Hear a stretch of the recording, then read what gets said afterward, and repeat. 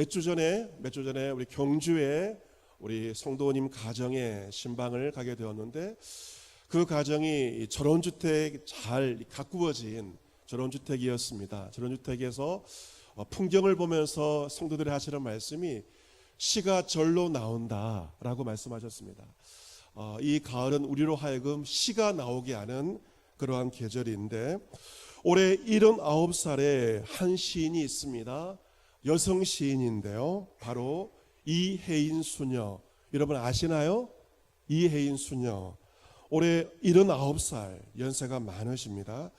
울산과 멀지 않는 부산 광안리에 있는 성베네딕토 수녀원에서 60년째, 한수녀 수도원에서 몇 년째? 60년째 참 살고 있는 그러한 수녀님이신데요, 그 성베네딕토 수녀원에 한번 여러분 가보시면, 저도 가보지는 않았습니다. 이 수도원에 해인 글방, 이름을 딴 해인 글방이 있습니다. 이곳에서 이혜인 수녀는 매일매일 손님들을 맞이한다고 합니다. 차도 대접하고 이야기를 나누고 작은 선물도 나눈다고 합니다. 그녀는 2008년 찾아온 대장암을 이겨냈습니다. 주님께 헌신하고 살아왔지만, 암이 찾아왔지만 그 암을 이겨내었습니다.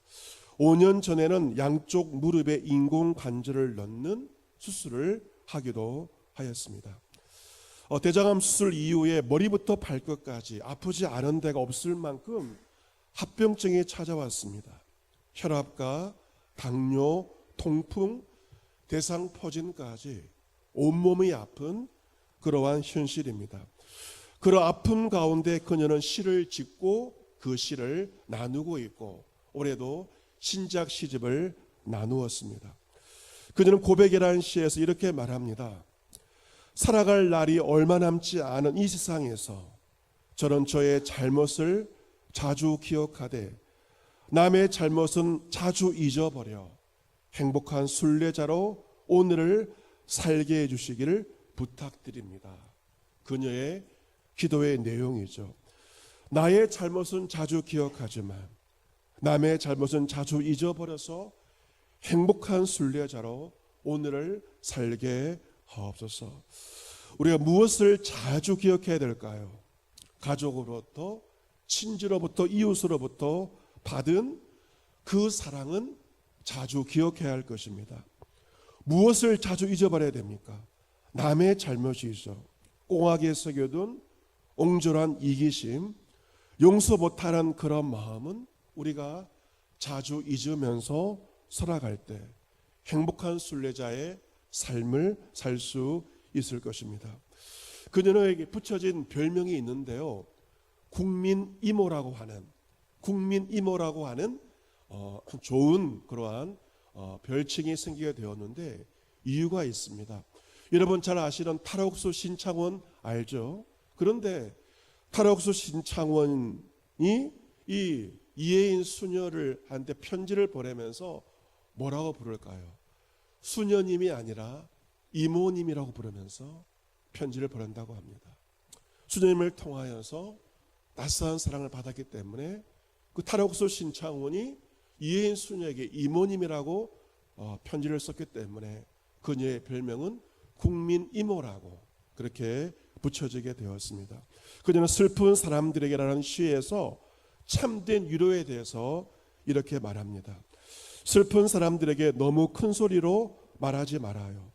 눈으로 전하고 가끔은 손잡아주고 들키지 않게 꾸준히 기도해 주어요. 훈계하거나 가르치려 들지 말고 가만히 기다려주는 것도 위로입니다. 그가 잠시 웃으면 같이 웃어주고 대책 없이 울면 같이 울어주는 것도 위로입니다. 위로 외에도 인내와 겸손이 필요하다는 걸 우리 함께 배워가기로 해요 라고 말합니다. 슬픔과 고통을 겪어보았기 때문에 그냥 누군가를 위로해주는, 시로 위로해주는 그러한 삶을 살고 있습니다. 여러분, 이혜인 시만 인생의 힘든 일을 겪은 것은 아닙니다. 3000년 전 우리는 당대 최고의 시인 한 사람을 만나게 됩니다. 누구일까요? 바로 다윗입니다. 여러분, 이 시편 시의 기록입니다. 가장 많은 시가 누구의 시입니까? 다윗의 시가 시편에 기록되어 있습니다. 다윗은 오늘 시편 30편에서 죽음의 위협에서 벗어난 그 감사를 그는 시로 노래하고 있습니다. 1절 말씀 보시면 여호와여 내가 주를 높일 것은 주께서 나를 끌어내사 내 원수로 하여금 나로 말미암아 기뻐하지 못하게 하심이니이다. 1절 말씀에서 주목해야 할 단어는 끌어내사입니다. 주께서 나를 어떻게 하셨다고요? 끌어내었습니다. 하나님은 다윗을 끌어내셔서 다윗의 원수로 하여금 다윗으로 말미암아 기뻐하지 못하게 끌어내신 것입니다. 다윗은 자신을 끌어내신 주 하나님을 높이고 있는 것입니다. 다윗이 겪은 그 어려운 공경에서 다윗이 할 수 있는 것은 아무것도 없습니다.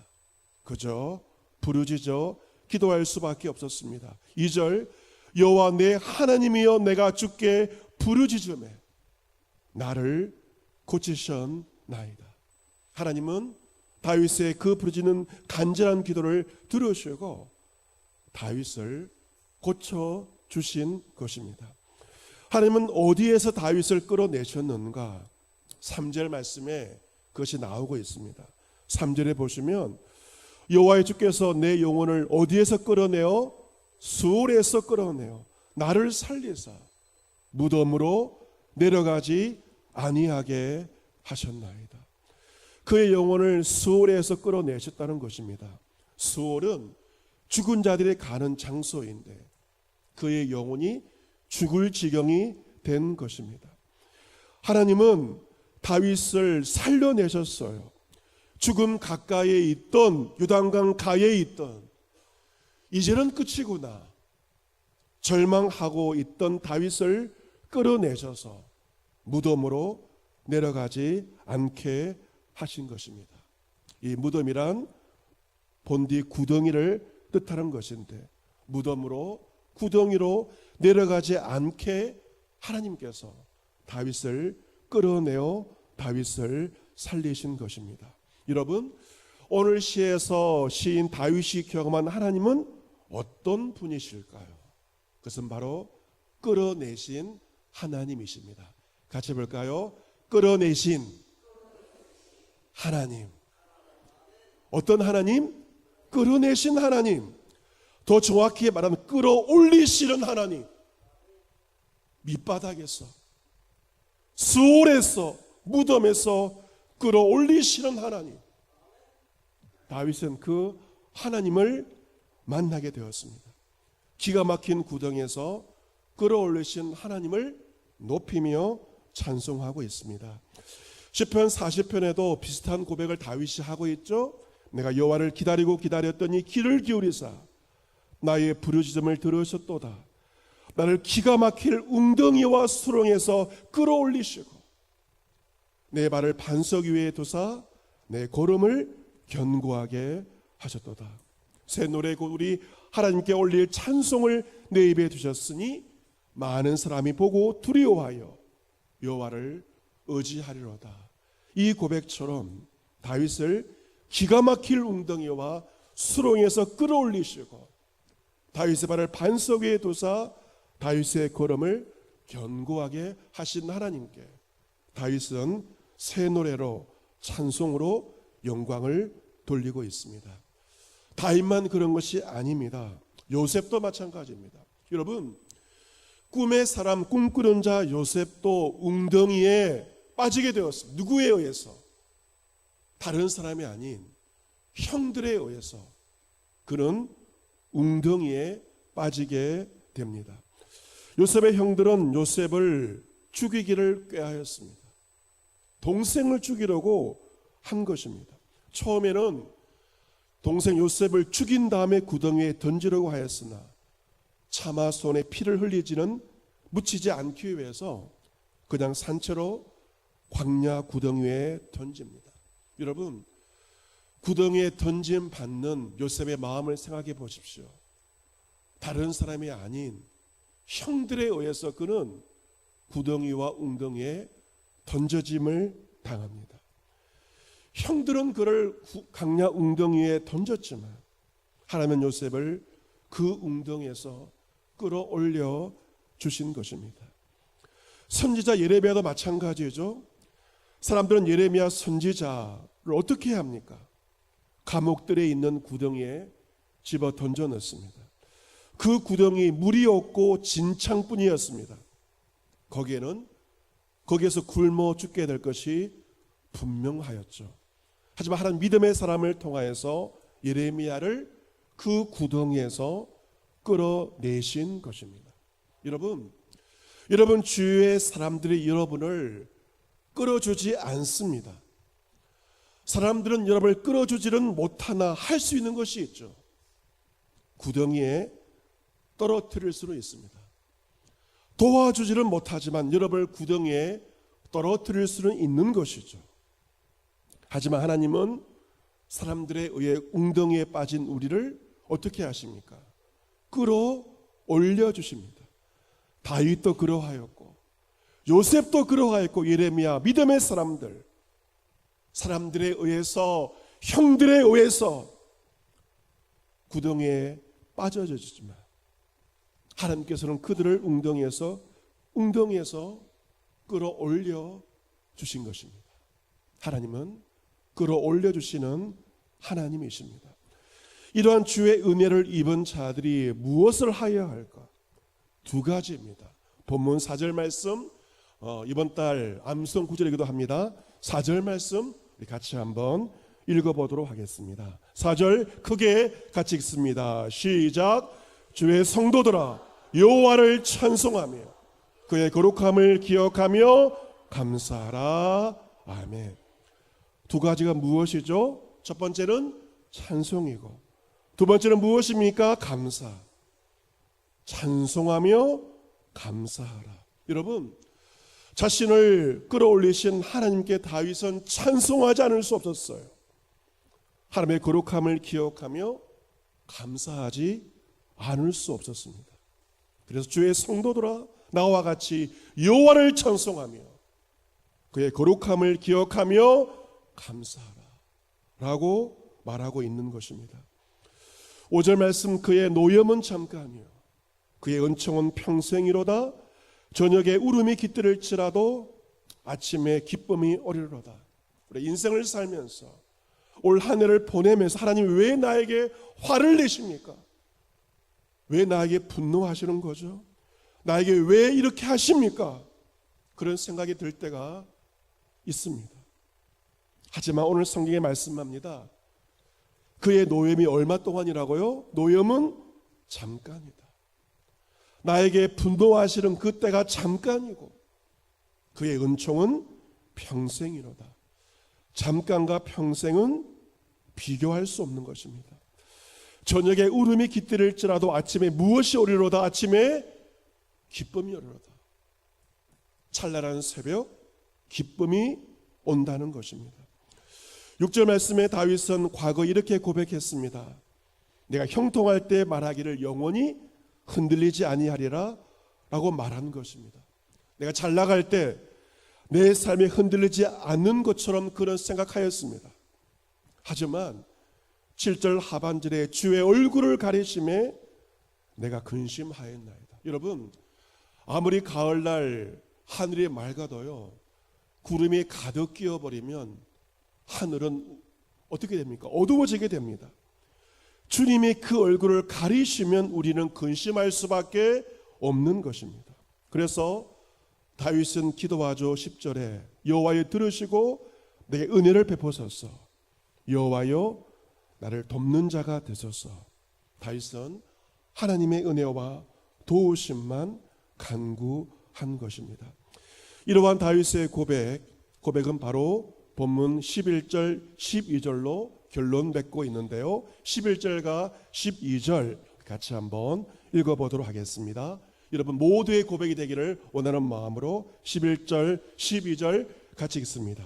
시작. 주께서 나의 슬픔이 변하여 내게 춤이 되게 하시며 나의 베옷을 벗기고 기쁨으로 띠띠우셨나이다. 이는 잠잠하지 아니하고 내 영광으로 주를 찬송하게 하심이니 여호와 나의 하나님이여 내가 주께 영원히 감사하리이다. 아멘. 여러분, 인생 가운데 가장 기뻤을 때가 언제입니까? 춤추고 싶었을 때가 언제입니까? 정말 기쁜 일 만날 때 우리는 나도 모르게 덩실덩실 춤을 춥니다.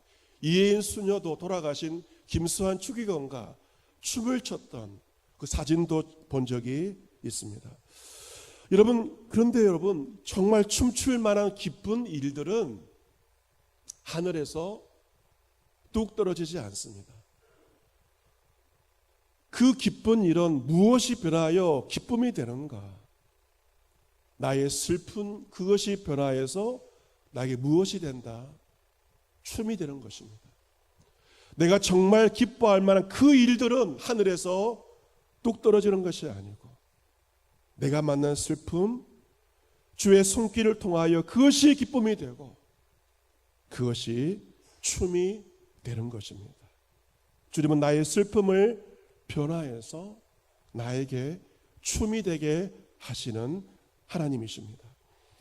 하나님은 나의 베옷, 장례식 때 입는 그 베옷을 벗기시고 잔칫날 기쁨으로 띠를 띄우시는 분이십니다. 다윗 시대 사람들은 결혼식 잔칫날 허리띠를 가슴 위에 두르면서 잔치를 즐겼다고 합니다.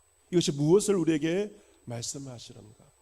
주님은 우리의 베옷을 벗겨주고 슬픔의 옷을 벗겨주고 기쁨의 옷을 주시는데 잔치날 같은 기쁨을 주시는 분이 바로 주 하나님이십니다. 오늘 추수감사주일이 바로 잔칫날입니다. 오늘은 올 한 해 가장 기쁜 잔칫날, 하나님의 잔칫날, 우리가 그 잔칫날에 참여했습니다. 저도 얼마나 오늘 마음이 기쁜지 모릅니다. 주님은 나의 슬픔이 변화해 춤이 되게 하시며 나의 베옷을 벗기시고 기쁨으로 띠를 띄우시며 우리 인생을 잔칫날 같은 인생으로 바꾸어 가시는 분이십니다. 주님 주시는 기쁜 잔칫날 우리가 무엇을 하여야 할까요? 그것은 바로 풍악을 울리는 것이죠. 12절 이런 잠잠하지 아니하고 내 영광으로 주를 찬송하게 하심이니 여호와 나의 하나님이여 내가 주께 영원히 감사하리이다. 주님께서 나에게 주신 축복이 있고 영광이 있습니다. 우리는 그 축복과 영광을 나의 것으로 여겨서는 안 될 것입니다. 나의 축복과 영광을 뽐내고 자랑하기보다는 나에게 축복을 주시고 영광을 주신 주님을 찬송하는 것입니다. 주님을 찬송하고 그리고 주님께 감사하는 것. 그 감사는 언제까지입니까? 영원히 내가 주께 영원히 감사하리이다. 다윗은 고백하고 있습니다. 이 시대의 국민 시인으로 여자로 이혜인 시인을 들 수 있다면 남자로는 나태주 시인을 들 수 있죠. 풀꽃 시인.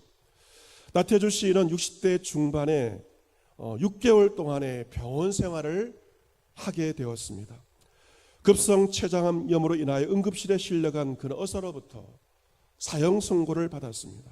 그래서 지인들은 장례위원회를 결성하였고 장례를 치를 행사를 계획하였고 장지를 선정하고 장례 준비까지 할 정도로 생명이 위독한 상태였습니다.